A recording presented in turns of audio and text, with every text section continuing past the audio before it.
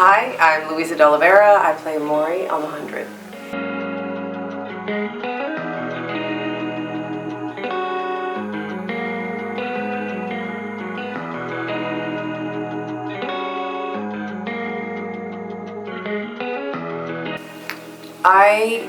When I was figuring out how to play Emori, I think I wanted to know where her greatest hurt was. And for me, I found it was the fact that she desperately wanted to connect with people, but she didn't ever feel safe to because she'd been hurt too many times. And so there was a scene in the very first episode that I was in that I just wanted to put as much fear and desire to have a family in the words that she said. And so that was what I tried to do, and I think I found it. I think that's why I got the role, and I think that's why she carried on throughout the series.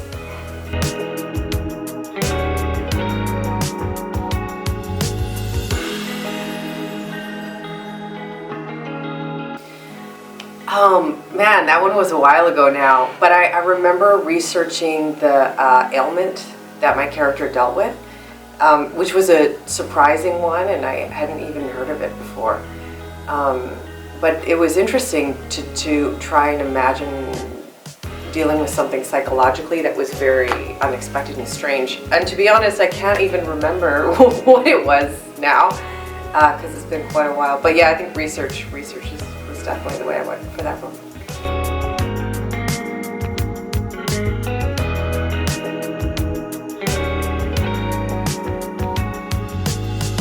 I always enjoyed acting when I was a kid. I just, as a kid, you're not thinking acting, you're just goofing around, and I would reenact movies to my parents at the dinner table when I was really young every single night. I was so annoying for them. They were so patient. When I got older and I understood that acting was a profession, I wanted to be an actor, but you're in elementary school and no one takes that seriously. I didn't even take that seriously. Then in high school, I had the opportunity to act in a lot of plays and musicals, so that was really wonderful. And I think that's when I started to realize maybe I could do this.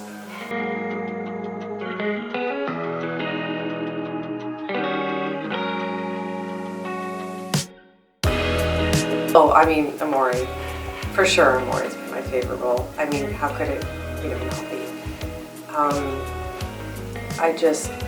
I think I put a lot of myself in her, and I learned things from her. And maybe one day I'll play someone that takes that mantle, but right now it's her.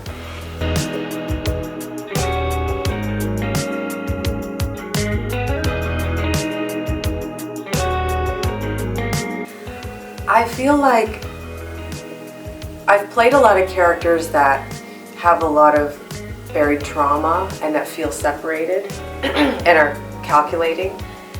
It would be fun to play a character that was very kind of happy and what you see is what you get. I don't know if I've quite done that, not in a series anyway. I've done it in a small way, but it'd be fun to flesh that out more. That'd be cool.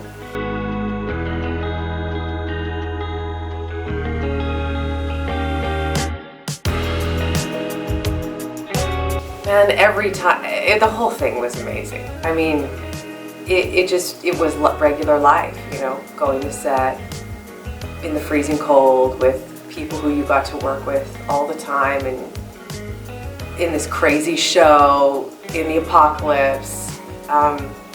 It was getting ready for the day sometimes when we were out in the crazy weather. You'd put on 2 pairs of socks and then a plastic bag on your feet, and then you put that in your shoe because you knew you were going to get absolutely drenched from the rain that day, and anything you could do to prevent yourself from getting totally freezing and soaking wet, you would do. It was just a wild ride, the whole thing.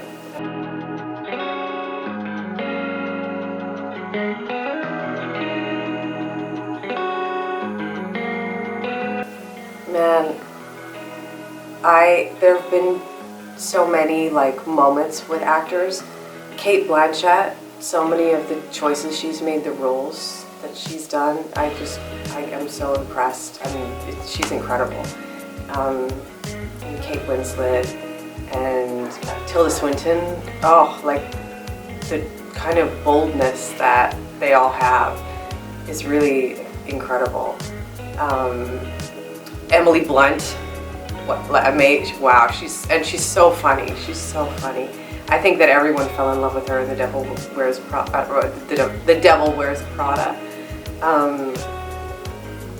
But it's funny. There's so many actors sometimes that they step into a role and it just sits so well on them, and it's so amazing to see. We don't all suit every role, but sometimes something just pops, and it's so awesome when that happens.